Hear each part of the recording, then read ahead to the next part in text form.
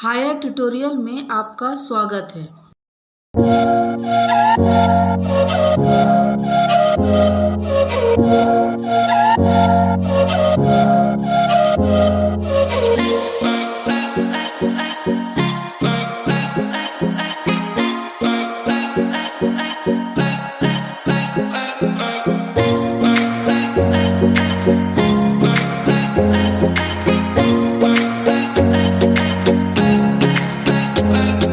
प्रश्नावली 2.2 का पहला प्रश्न, निम्न को सरल कीजिए का पहला प्रश्न है। ये 2/7 गुणा 1/2 अब इसको अपन हल करने के लिए सबसे पहले इसको क्या लिखेंगे, अपन घात तोड़ेंगे। तो इसको हम लिख सकते हैं 2/3 बटा 7/3।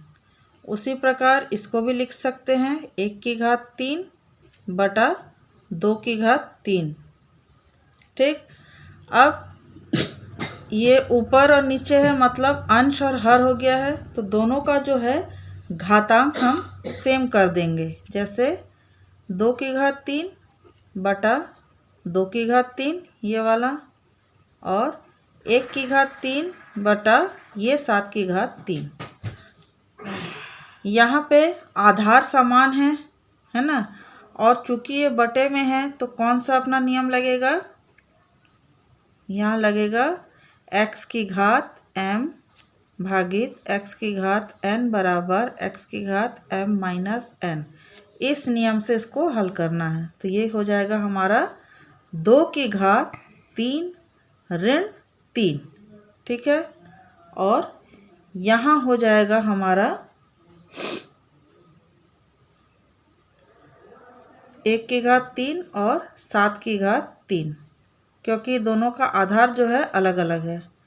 अब ये हो जाएगा 2/3 से 3 गए 0 गुणा 1 को हम 3 बार गुणा करेंगे तो 1 गुणा 1 गुणा 1 1 ही आएगा। तो इसको हम लिख सकते हैं 1/7/3। अब 2 का घात 0, इसका अर्थ क्या हुआ, x⁻0 बराबर 1 के होता है। तो ये हो जाएगा 1 गुणा 1/7/3। 1 एकम 1 बटा ये 7/3 है, तो 7 गुणा 7 गुणा 7। तो इसको गुणा करेंगे तो कितना हो जाएगा, 7 7 49, 49 गुणा 7 हो जाएगा 343। तो हमारा उत्तर क्या हुआ, 1/343। अब इसी प्रश्न का B है 4/5 पूरे की घात 4 गुणा 5/4 पूरे की घात 2। तो पहले जैसे सवाल में इसका भी हम क्या करेंगे, सबसे पहले इसको हम लिख सकते हैं 4/4 बटा 5/4, और इसको हम लिख सकते हैं 5/2 बटा 4/2, क्योंकि ये पूरे का घात 4 है। ठीक, अब हम इसके आधार को जो सेम है उसको हम इकट्ठा करेंगे तो हो जाएगा ये 4/4 बटा 4/2 गुणा 5/2 बटा 5/4। अब ये दोनों आधार समान है, इसका भी आधार समान है, घात अलग अलग है, लेकिन ये बटे में है। तो दोनों में कौन सा नियम लगेगा, x⁻m भागित x⁻n बराबर x⁻m-n। तो ये हमारा क्या हो जाएगा, 4/4 ऋण 2 गुणा 5/2 ऋण 4। तो ये माइनस हो जाएगा तो कितना होगा, 4/2 गुणा 5/, क्या हो जाएगा, यहाँ पे 4 जो है वो ऋणात्मक है और बड़ी संख्या है, इसलिए ऋण 2। अब ये घात जो है ऋणात्मक है, तो इसका हम क्या करेंगे, इसका घात हटाने के लिए क्या होता है, x⁻n। तो इसको हम लिख सकते हैं 1/x⁻n। तो उसी फॉर्म में ये हो जाएगा हमारा 4/2 बराबर 1/x⁻n 5 की घात 2। अब सेम पहले जैसा प्रोसेस, 4 की घात 2 मतलब 4 को हम 2 बार लिख सकते हैं, बटा 5 की घात 2 मतलब 5 को हम 2 बार लिख सकते हैं। 4 चौक 16, 5 25। तो हमारा उत्तर क्या आया? 16/25। अब इसी प्रश्न का तीसरा है, ऋण 5 की घात 3 भागित ऋण 1/5 की घात 2। तो सबसे पहले हम इसके घात को खोलेंगे, तो ऋण 1 की घात 2 बटा 5 की घात 2। तो इसको हम लिख सकते हैं ऋण 5 की घात 3 भागित ये ऋण 1 है, इसकी घात 2 मतलब ऋण 1 गुना ऋण 1, तो 1 एकम 1 हो गया, माइनस माइनस प्लस। तो इसको हम लिख सकते हैं 1/5 की घात 2। अब इसको भाग देना है, तो इसको हम ऋण 5 की घात 3 भागित 5 की घात 2 लिख सकते हैं, क्योंकि 1 की कोई वैल्यू नहीं रहती है। तो ये किसके आधार पे हो जाएगा? x की घात m भागित x की घात n बराबर x की घात m माइनस n। तो ये क्या हो जाएगा? सबसे पहले तो ये माइनस में है, तो इसको हम लिख सकते हैं ऋण 1 की घात 3 गुणा 5 की घात 3 बटा 5 की घात 2। तो ऋण 1 को 3 बार गुणा करेंगे तो ऋण 1 ही आएगा। अब चूँकि ये भाग में है तो घातांक के नियम के हिसाब से ये माइनस हो जाएगा। तो क्या हो जाएगा? ऋण 1 गुणा 5 की घात 3 में से 2 गया 1, ठीक। तो अब ये क्या हो जाएगा?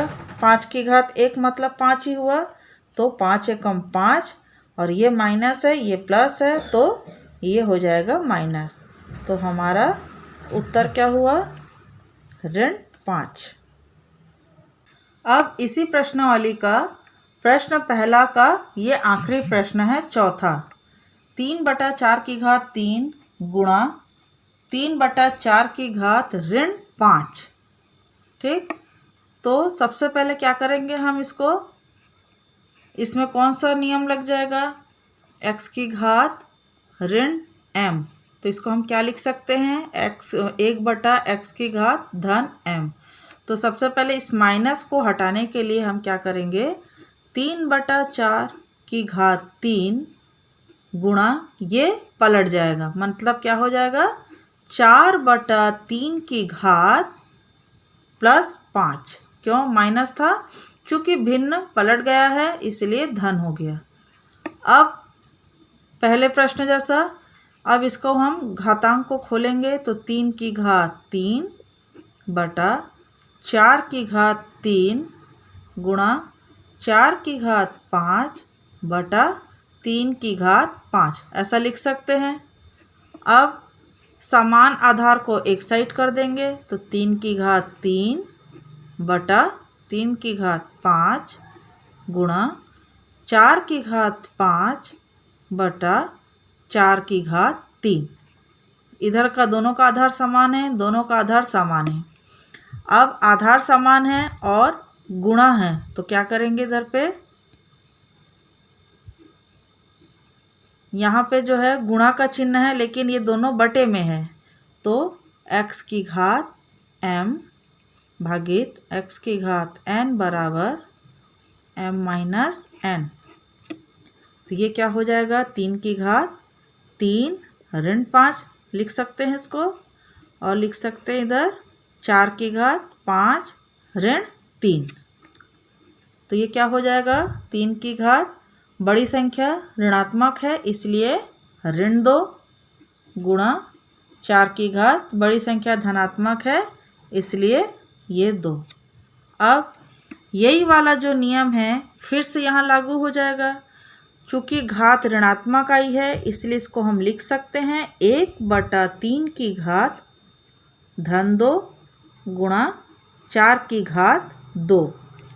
अब इसके नीचे कुछ नहीं मतलब 1, तो इसको हम लिख सकते हैं 4 की घात 2 बटा 3 की घात 2, या 4 गुणा 4 बटा 3 गुणा 3। तो क्या हो जाएगा, 4 चौक 16, 3 तिया 9।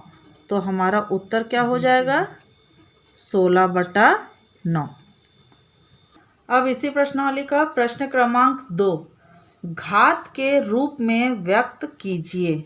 जिसका पहला प्रश्न है ऋण 25/49। तो सबसे पहले हमारा जो हल रहता है उसमें ऋणात्मक है, तो इसको हम लिख सकते हैं ऋण 1 गुणा 25/49। ठीक है। अब 25 का हम वर्गमूल निकालेंगे। 5 25, 5 एकम 5। उसी प्रकार 49 का भी निकालेंगे। 7 7 49, 7 एकम 7। तो इसको हम लिख सकते हैं ऋण 1 गुणा 5 गुणा 5 बटा 7 गुणा 7। ठीक। अब ये ऋण 1 का घात जो है कुछ नहीं है, मतलब 1 है, जो कि विषम संख्या है। तो ये ऋण 1 एज इट इज़ वही रहेगा। अब वर्गमूल के हिसाब से इसको हम अगर घातांक रूप में लिखते हैं तो इसको हम लिख सकते हैं 5 कितने बार आया है, 2 बार, तो 5 की घात 2। 7 कितने बार आया है, 2 बार, मतलब 7 की घात 2। अब इसको हम गुणा कर देंगे तो 5 एकम 5। चूँकि ये ऋणात्मक संख्या है इसलिए ऋण 5 की घात 2 बटा 7 की घात 2। अब इसको हम लिख सकते हैं ऋण 5/7 पूरे की घात 2। तो ये हो गया हमारा घात के रूप में व्यक्त करना, क्योंकि इसका अर्थ क्या हो रहा है, जैसे हम इसके पहले प्रश्न में किए थे कि घात जितना रहता है हम उसको उतनी बार गुणा करेंगे। तो ये हो गया इसका घात रूप। अब उसी प्रश्न का दूसरा प्रश्न है 27/125। तो चूंकि 27 जो है वो 3 से भाग जाता है, तो 3 9 27, फिर 3 तिया 9, फिर 3 एकम 3। ये हो गया 125। इकाई में जो है 5 है तो ये 5 से भाग जाएगा। 5 दूनी 10, 5 25। फिर इकाई में 5 आया, 5 25, 5 एकम 5। तो इसको हम वर्गमूल के रूप में लिख सकते हैं कि 3 गुणा 3 गुणा 3 बटा 5 गुणा 5 गुणा 5। तो 3 कितने बार आया है, 3 बार, तो हम लिख सकते हैं 3 की घात 3 बटा 5 कितने बार आया है, 3 बार, 5 की घात 3। दोनों का घात समान है तो इसको हम लिख सकते हैं 3/5 पूरे की घात 3। ये हो गया इसका घात रूप। अब इसी प्रश्न का लास्ट क्वेश्चन है 729/64। सेम इसका भी वर्गमूल निकालेंगे हम, 729 और 64। ठीक। अब सबसे पहले हम क्या करेंगे, चूंकि इकाई में विषम संख्या है तो विषम संख्या है तो हम सबसे छोटी से छोटी संख्या मतलब 3 से लेंगे। तो 3 से लेने के लिए हम क्या करेंगे, पूरे संख्याओं को जोड़ देंगे। 7 2 9, 9 9 18, मतलब ये 3 से विभाजित होगा। तो ये हो जाएगा 3 दूनी 6, 3 चौक 12, 3 तिया 9। अब फिर हम इसको जोड़ेंगे, 4 2 6, 6 और 3 9, मतलब फिर से ये 3 से विभाजित होगा। तो 3 8 24, 3 एकम 3, 8 और 1 9, मतलब फिर 3 से विभाजित होगा। 3 दूनी 6, 3 सत्ते 21, फिर 3 नवम 27, फिर 3 तिया 9 और 3 एकम 3। ये तो हो गया 729 का। अब 64, चूँकि इसकी इकाई सम है तो हम 2 से भाग देंगे पहले। 2 तिया 6, 2 दूनी 4, फिर 2 से भाग जाएगा, 2 एकम 2, 2 छक 12, फिर 2 से भाग देंगे, 2 अट्ठे 16, फिर 2 से भाग देंगे, 2 चौक 8, फिर 2 से भाग जाएगा, 2 दूनी 4 और 2 एकम 2। अब हम इसको घात के रूप में कैसे लिखेंगे? 1 2 3 4 5 6। 1 2 3 4 5 6 बटा 1 2 3 4 5 6, ये भी 6 बार आया है। 1 2 3 4 5 6। ठीक, तो अब इसको हम लिख सकते हैं 3 की घात 6 क्योंकि 6 बार आया है, बटा 2 की घात 6 क्योंकि 2 भी हम 6 बार लिखे हैं, तो इसको हम लिखेंगे 3 बटा 2 पूरे की घात 6। ये हो गया हमारा उत्तर, 3 बटा 2 पूरे की घात 6। अब इसी प्रश्नावली का प्रश्न क्रमांक 3 का पहला प्रश्न। प्रश्न क्रमांक 3 क्या है? सिद्ध कीजिए। क्या सिद्ध करना है? 5/7 की घात 7 गुणा 7/5 की घात 7 माइनस 3/19 की घात 2 गुणा 19/3 की घात 2। ये अगर हम पूरा हल करेंगे तो वो 0 के बराबर आना चाहिए। ठीक है, तो सबसे पहले हम क्या करेंगे? बराबर जो है, बराबर के इस साइड को हम दायां पक्ष मानते हैं और बराबर के इस साइड को हम बायां पक्ष मानते हैं, है ना। तो सबसे पहले हम क्या करेंगे? बायां पक्ष को लेंगे। ठीक, बायां पक्ष हमारा क्या है? 5/7 की घात 7 गुणा 7/5 की घात 7 ऋण 3/19 की घात 2 गुणा 19/3 की घात 2। हमको इतना हल करने के बाद 0 इसका आ रहा है कि नहीं, वो हमको इस प्रश्न के हिसाब से सिद्ध करना है। ठीक है, तो पहले के प्रश्न जैसा इसको भी हम वही करेंगे। सबसे पहले हम इसके कोष्टक को खोलेंगे। कोष्टक को खोलने के लिए क्या हो जाएगा? ये 5 की घात 7 बटा 7 की घात 7 गुणा 7 की घात 7 बटा 5 की घात 7। अब ये माइनस की इस साइड है तो इसको हम एक में कोष्टक में डाल देते हैं। ऋण 3 की घात 2 बटा 19 की घात 2 गुणा 19 की घात 2 बटा 3 की घात 2। इसको हम अलग कोष्टक में डाल देते हैं। अब इसका हल और इसका हल, ये दोनों के हल को अगर हम माइनस करेंगे तो हमको 0 मिलना चाहिए। उस हिसाब से सबसे पहले हम क्या करेंगे? आधार जो जिसका जिसका सेम है हम उसको उसके नीचे लिख लेंगे अंश और हर के रूप में। तो जैसे ये है 5 की घात 7 बटा 5 की घात 7, गुणा का चिन्ह है तो हमने भी गुणा का चिन्ह डाला। 7 की घात 7 बटा 7 की घात 7, इसको हम एक कोष्टक में डाल दिए। ये जो माइनस है ये माइनस लिखे। फिर ये और ये सेम आधार का है तो इसको हम लिख सकते हैं 3/2 बटा 3 की घात 2। ठीक, गुणा 19 की घात 2 बटा 19 की घात 2। यहाँ तक आ गया समझ में सबको? अब हम इसका हल करेंगे।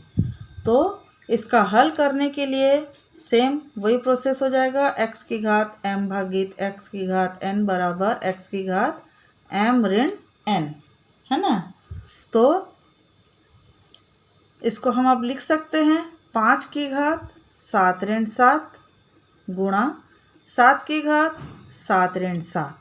ठीक, फिर इसको हम लिख सकते हैं 3 की घात 2 ऋण 2, फिर लिख सकते हैं 19 की घात 2 ऋण 2। ठीक, इसको भी हम एक कोष्टक में डाल देते हैं। अब 7 से 7 गया मतलब 0, तो 5 की घात 0 गुणा 7 से 7 गया 0 मतलब 7 की घात भी 0। अब 2 से 2 गया तो 3 की घात भी 0, 2 से 2 गया तो 19 की घात भी 0। अब सबका जो घात है वो 0 है तो इसको हम लिख सकते हैं x का घात 0 बराबर किसके होता है? 1 के बराबर। तो उस हिसाब से इसके बदले में 1 गुणा 7 की घात 0 मतलब 1 ऋण 3 की घात 0 मतलब 1 गुणा 19 की घात 0 मतलब 1। अब 1 एकम 1 ऋण 1 एकम 1, 1 से 1 गया तो क्या हो गया 0, जो कि हमारे प्रश्न में है ना। मतलब इसका जो है लिख सकते हैं हम बायां पक्ष बराबर दायां पक्ष। तो ये सिद्ध क्या हो गया कि हमने बाएं पक्ष को जब हल किया है तो उसकी जो वैल्यू है वो 0 के बराबर है, मतलब दाएं पक्ष के बराबर है। इस प्रकार ये सिद्ध हो गया। ठीक, अब इसी प्रश्न का तीसरा, p बटा क्यू की घात m गुणा p बटा क्यू की घात m गुणा q बटा p की घात m बराबर q बटा p की घात माइनस m। मीन्स ये बराबर के इस साइड दायां पक्ष को बराबर के इस साइड के बाएं पक्ष को हल करने के बाद ये आना चाहिए। तो पहले के प्रश्न जैसा हम इसमें भी पहले क्या करेंगे, बायां पक्ष को लेंगे, मतलब बराबर के इधर वाला उल्टे हाथ के तरफ को हम बोलते हैं बायां पक्ष, और ये दायां पक्ष। इतना आपको हल करना होगा। हल करने के बाद हमको इसके बराबर उत्तर आना चाहिए। तो हम इसको पहले उतार लेते हैं बायां पक्ष को। p बटा क्यू की घात m गुणा p बटा क्यू की घात m गुणा q बटा p की घात m। अब यहाँ आधार इसका और इसका सेम है, लेकिन इसका आधार अलग है। तो हम क्या करेंगे, जो हमारा था x की घात ऋण m बराबर 1 बटे x की घात धन m, तो इस प्रोसेस में हम इसको चेंज कर देंगे। तो क्या हो जाएगा, ये p बटा q की घात m गुणा p बटा q की घात m गुणा ये पलट जाएगा। तो क्या हो जाएगा, p बटा q की घात ये जो धन m है वो हो जाएगा ऋण m। अब ये आधार, ये आधार, ये आधार, तीनों आधार सेम है, बीच में गुणा का चिन्ह है। तो कौन सा नियम लगेगा, x की घात m गुणा x की घात n बराबर x की घात m धन n। इसके आधार पर हमको हल करना है। तो इसके बेस पे हल करने के लिए क्या हो जाएगा, सबसे पहले हम आधार लिख लेंगे p बटा q।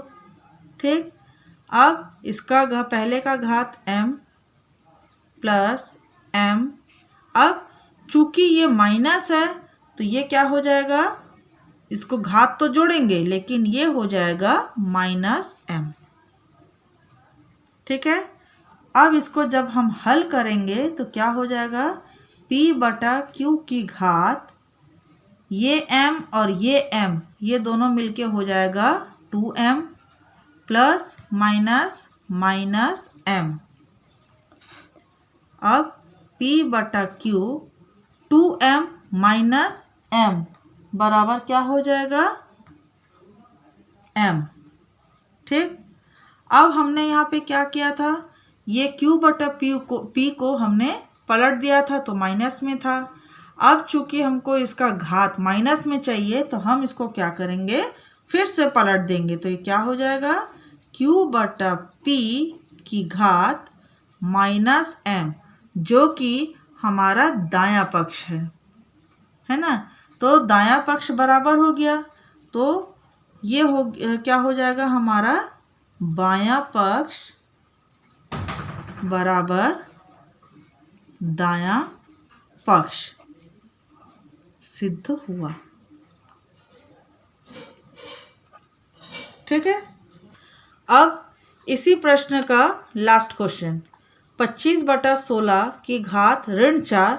अब हमको इसको हल करना है तो 16 बटे 25 की घात 4 आना है। ठीक, तो सबसे पहले हम पहले जैसा लिखेंगे बायां पक्ष। हमारा बायां पक्ष क्या है, 25 बटा 16 की घात ऋण 4 है ना। तो इसको सबसे पहले हम कोष्टक खोलेंगे तो इसको लिख सकते हैं हम 25 की घात ऋण 4 बटा 16 की घात ऋण 4, ऐसा लिख सकते हैं, है ना। तो ये हमारा क्या हो जाएगा, सूत्र कौन सा लग जाएगा, x की घात ऋण m बराबर 1 बटा x की घात धन m। तो अब घात है इसका ऋणात्मक, तो हम क्या करेंगे, भिन्न को ही पलट देंगे। तो भिन्न को पलट देंगे तो क्या हो जाएगा, हमारा घात जो है वो जो ऋणात्मक है वो धनात्मक में आ जाएगा। तो ये हो जाएगा 16/25। अब ऋण तो हट गया, तो 16/25 का घात हम धन 4 लिख सकते हैं, जो कि हमारा दायां पक्ष है। तो ये हमारा सिद्ध हो गया। तो हम इसको लिख सकते हैं बायां पक्ष बराबर दायां पक्ष। अब इसी प्रश्नावली का प्रश्न क्रमांक 4, जो कि आखिरी प्रश्न है, सत्य या असत्य लिखिए। इसमें पहला क्या दिया है, ऋण 5/4 की घात 65 दिया है। तो अभी तक हमने जो भिन्न का कोष्टक को अलग खोला था उसमें कैसे किए थे हमने कि इसको हम लिख सकते हैं ऋण 5 की घात 65 बटा 4 की घात 65। तो दोनों सही हैं, तो यहाँ हम लिखेंगे सत्य। इसी में का सेकंड क्वेश्चन है, ऋण 32/19 की घात 150 बराबर 32 की घात 150 बटा 19 की घात 150। तो यहाँ पे क्या है, ये चूँकि माइनस है लेकिन प्रश्न में हमको माइनस नहीं दिया है, तो इसलिए जो है ये असत्य हो जाएगा। अगर यहाँ पे भी माइनस रहता तो हम जो है बोल सकते हैं कि ये सत्य है, कोष्टक अगर खोलते हैं तो सत्य होता। चूँकि इधर माइनस है, इधर नहीं दिया है, तो ये असत्य हो गया। नेक्स्ट प्रश्न तीसरा है, 25 × 3 पूरे की घात 5। तो उस हिसाब से अगर हम इसका कोष्टक खोलते हैं तो इसको हम लिखते क्या, 25 की घात 5 गुणा 3 की घात 5। लेकिन बराबर के इस साइड हमको 25 की घात कुछ नहीं दिया है और यहाँ 3 की घात 5 दिया है, तो ये भी असत्य होगा। लास्ट 27/16 की घात ऋण 15 बराबर 27/16। इसमें जो है घात को अलग अलग कर दिया है ना। लेकिन घातांक के नियम के अनुसार अगर घात ऋणात्मक है तो इसको हम धनात्मक तभी करेंगे जब भिन्न पलट जाएगा। यहाँ पे क्या किया है कि ऋणात्मक को धनात्मक तो कर दिया है लेकिन भिन्न को बदला नहीं गया है, अतः यह भी असत्य होगा।